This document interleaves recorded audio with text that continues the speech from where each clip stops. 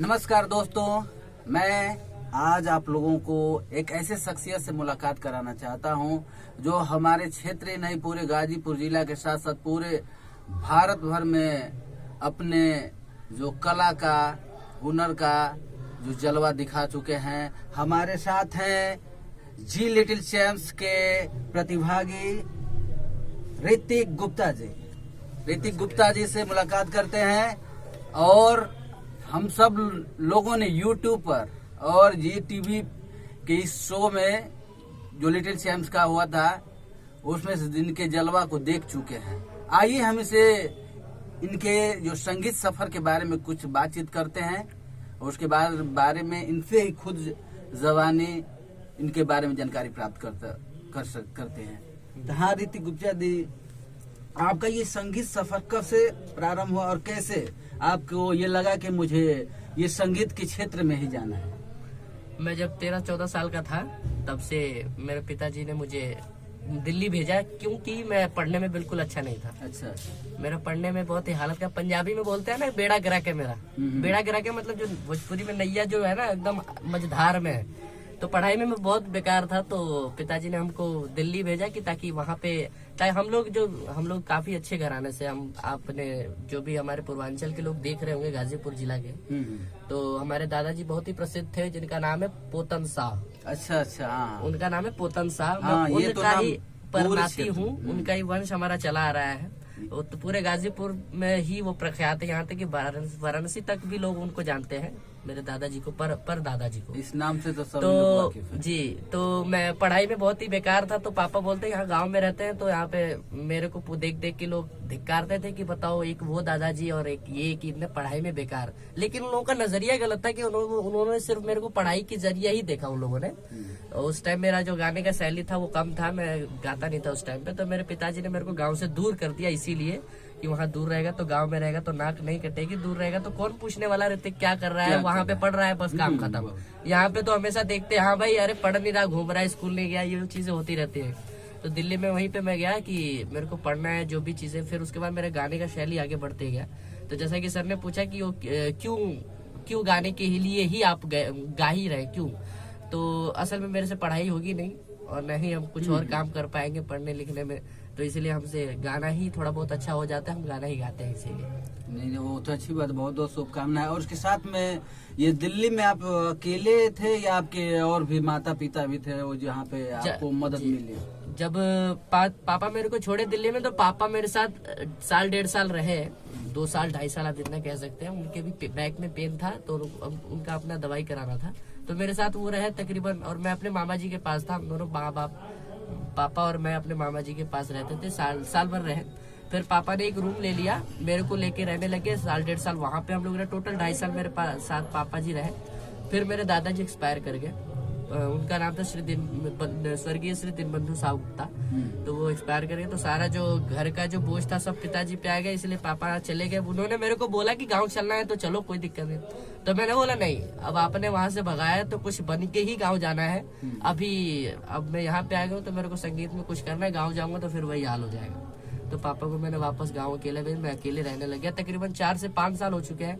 मैं खुद खाना बनाता हूँ, खुद मार्केटिंग करता हूँ, खुद गाता हूँ, खुद स्कूल जाता हूँ, सब काम मैं खुद से अपने आप से करता हूँ और संगीत सीख रहा हूँ। ये संगीत के प्रति आपको बहुत बड़ा त्याग है। वहाँ पर आपको दूसरे लोगों का कितना सहयोग मिला? वहाँ पे मेरे सब लोग वहाँ पे जानकार के रहते हैं, मामा मामी लोग थोड़े दूर पे रहते हैं। मेरे नानी गांव दिल्ली में ही है, थोड़े दूर पे रहते हैं, तो उतना हमारा आना जाना हो नहीं पाता उनके पास। वो भी सपोर्ट करते हैं और बाकी मेरे पिताजी वगैरह सब सपोर्ट करते हैं। और रही बात कितने लोग, तो वहाँ पे मेरे जानकारी तो इतनी नहीं है कि इतने लोग की वहाँ पे सपोर्ट करें मुझे। मैं खुद ही एक नया चेहरा हूँ दिल्ली के लिए, तो मैं रूम लेके कैसे भी रहता हूँ, बनाता खाता था। लेकिन फिर उसके बाद जब रहने लग गया तो 4 लोग जानने लगे, धीरे धीरे जो जानते हैं मेरे को सबका सपोर्ट मिलता है मुझे। अच्छा, तो ये बताइए, जो आपने ये जो संगीत जो शुरुआत किया, तो क्या आपने कहीं किसी गुरु से सीखा भी या अपना जो खुद का अनुभव रहा सुन के देख करके ऐसा चालू किया? नहीं, कहते हैं कि बिना गुरु किसी को कभी ज्ञान हो ही नहीं सकता, चाहे वो कितना भी गुणी हो जाए। बिना गुरु के आपको ज्ञान नहीं प्राप्त हो सकता है। तो मैंने वहाँ पे पहले सीखना स्टार्ट किया। जब सीखने लग गया तो धीरे धीरे मैं गाने में अच्छा, पहले उससे पहले मैं स्कूलों में गाता था, लेकिन जब मैंने सीखना स्टार्ट किया तो मैं अच्छे अच्छे स्टेजों पे गाने लग गया, स्कूल पे गाने लग गया। सबसे पहला हमारा स्टेज स्कूल का ही होता है, तो स्कूल में गाया। फिर धीरे धीरे फंक्शंस होते थे, जागरण, दिल्ली में जागरण आप जानते ही होंगे, तो जगराते में गाना स्टार्ट किया। धीरे धीरे गाते गाते फिर उसके बाद ऑडिशन वगैरह हुआ, फिर लिटिल चैम्प्स का ये सफर चालू हो गया। ये म्यूजिक क्लासेस के आपके जो सर्वप्रथम गुरु कौन थे? मेरे जो सर्वप्रथम और अब तक हैं और आगे भी रहेंगे मेरे गुरुजी, उनका नाम है श्री सूरज रॉय, नाम है गुरुजी का। वो बंगाल से है और मुझे सिखाते हैं तकरीबन जब मैं 14 साल का था तब, और आज मैं 17 से प्लस 17 साढ़े 17 साल का हूँ। अब तक मेरे साथ वही है, वही सिखाते हैं। वैसे तो मैं जानता हूँ कि आप YouTube के एक बहुत ही बड़े बादशाह हैं, क्योंकि आपके मैं अधिकतर ज्यादा से ज्यादा वीडियो देखा हूँ तो लगभग मैं 2, 3, 4, 5 मिलियन 100, 200 लाख तक आदमी देख चुके हैं। अब ये अपने ये संगीत कैरियर से आप अभी तक कितना खुश हैं? खुश कि मैं कहते हैं ज्ञान की देवी सरस्वती जी, उनका मैं लाख लाख शुक्रिया करता हूँ कि उन्होंने अपने इस छोटे से बालक पे नजर फेरा, अपना हाथ फेरा, ताकि मेरी जिंदगी जीने लायक हो गई। नहीं तो मैं पढ़ने में, क्योंकि गांव की ज्यादातर सोच यही है, 75% सोच, बच्चा पढ़ने में अच्छा नहीं है तो वो मतलब अच्छा नहीं है। ऐसी सोच जितने भी माँ बाप, जितने भी लोग हमको देख रहे हैं, अगर जो माँ बाप हैं तो आप ये मत सोचिए कि बच्चा पढ़ने में अच्छा नहीं है तो उसकी जिंदगी खराब है, जिंदगी में कुछ करेगा नहीं। अगर वो एक पान लगाने वाला भी है ना भाई साहब, पान हमारे दिल्ली में है एक बहुत ही छोटा सा, जितना स्टूडियो इतने में ही पान वाला दुकान है, तकरीबन महीने का लाख लाख रुपए का पान बेचते, मतलब इनकम हो जाती है सिर्फ लाख लाख से भी ज्यादा इनकम एक पान की दुकान से। सिर्फ सुपारी, कत्था, पान चूना लगा के करके 1.5 लाख तक रुपए इनकम कर लेते हैं, और ज्यादा नहीं, रोड पे ही दुकान है। तो कहने का मतलब उनकी शैली अलग है, पान लगाने की, फायर पान हो गया, ये सब चीजें। तो कहने का मतलब कितना काम कितना भी छोटा हो, अगर जो उसको शिद्दत से करेंगे, अच्छे से करेंगे, तो जिंदगी काटना कोई मुश्किल नहीं है। हाँ, मुश्किलें आती हैं, लेकिन आप उसको डट के सामना करेंगे तो सब संभव है। पढ़ाई ही सब कुछ नहीं है, ये सोच आप लोग बदल दीजिए।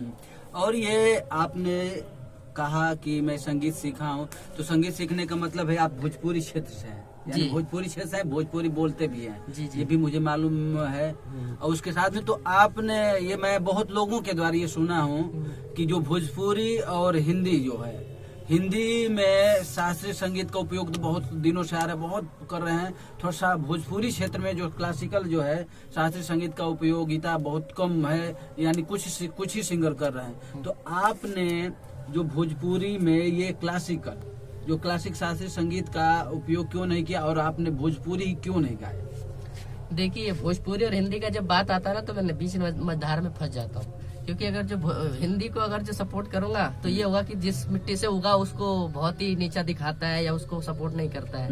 भोजपुरी की तरफ से जाऊंगा तो मेरे हिंदी वाले बोलते हैं कि तुम जिस संगीत गाना जहाँ से सीखा उसको आप भूल रहे हो। तो देखिए, मेरा कहना ये है कि अगर जो आप सीखते हैं तो शास्त्रीय संगीत कभी भी किसी मजहब या किसी भाषा का मोहताज नहीं है। हिंदुस्तानी क्लासिकल, बंगाली हो, मराठी हो, राजस्थानी हो, भोजपुरी हो या हिंदी हो, अगर जो कर्नाटक का कोई भी हो, अगर जो आप शास्त्रीय संगीत सीखते हैं तो आप सुर है तो वो भाषा नहीं आप सोच सकते, सुर हर चीज में होगा, भोजपुरी में भी होगा। तो आप शास्त्रीय संगीत सीखिए, अच्छी बात है। तो इससे ये नहीं कि आप शास्त्रीय संगीत सीख रहे हैं तो आप भोजपुरी नहीं सीख रहे हैं। शास्त्रीय संगीत सीख रहे हैं तो इसका मतलब कर्नाटक, भोजपुरी, आप हर चीज सीख रहे हैं, हर भाषा को आप सीख रहे हैं।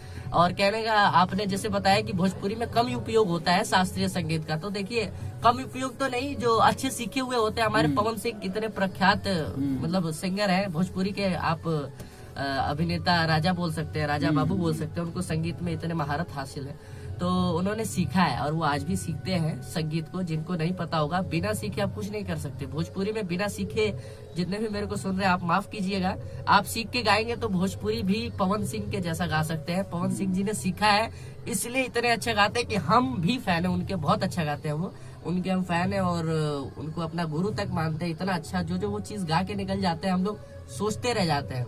पवन सिंह का रंग कभी हिंदी में नहीं आ सकता और हिंदी का रंग कभी भोजपुरी में नहीं आ सकता। तो वही सारी बातें हैं, आप भोजपुरी में भी गाइए, लेकिन सीख के गाएंगे तो कोई भी भाषा होगा और अच्छा लगेगा। आप सिंगिंग के क्षेत्र में अपने कुछ नए प्रोजेक्ट के बारे में बताएंगे? जो आपका आगामी नया प्रोजेक्ट आने वाला है, जो आप उसमें और बेहतर करना चाहते हैं। तो मैं जो संगीत है, मैं यहाँ से अपने गांव से मैंने 2 गाने रिकॉर्ड किए थे। एक गाना नजरें मिलाओगी अपना कभी, आपने सुना होगा यूट्यूब के माध्यम से। नहीं सुना तो आप Lakshmi music studio, Lakshmi music के नाम से चैनल है, यूट्यूब चैनल, आप उस पे जाएंगे तो मेरा नजरें मिलाओगी अपना कभी के नाम से एक गाना है।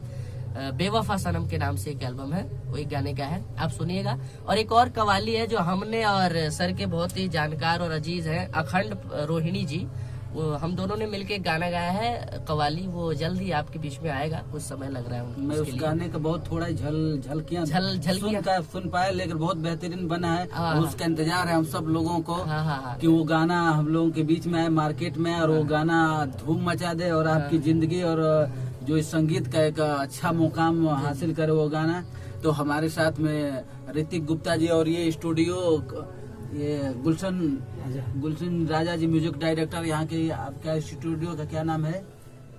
एसके स्टूडियो में हम सभी लोग यहाँ पे आज उपस्थित हैं। तो मैं आप सभी लोगों से ये चाहूंगा कि अपनी शुभकामनाएं ऋतिक गुप्ता जी तथा ये गुलशन राज जो म्यूजिक डायरेक्टर हैं इनको दीजिए, और मेरे चैनल को सब्सक्राइब करिए तथा कमेंट करिए, और सर के चैनल को भी सब्सक्राइब करिए, सबको सपोर्ट करें। मैंने एक चीज बताना भूल गया कि मेरा, जैसे सर ने बोला, सम्राट तो नहीं हूँ मैं यूट्यूब का, राजा वगैरह कुछ नहीं हूँ, थोड़ा सा खिलाड़ी हूँ, खिलाड़ी भी नहीं कह सकते, थोड़ा सा यूजर हूँ मैं थोड़ा सा यूट्यूब का।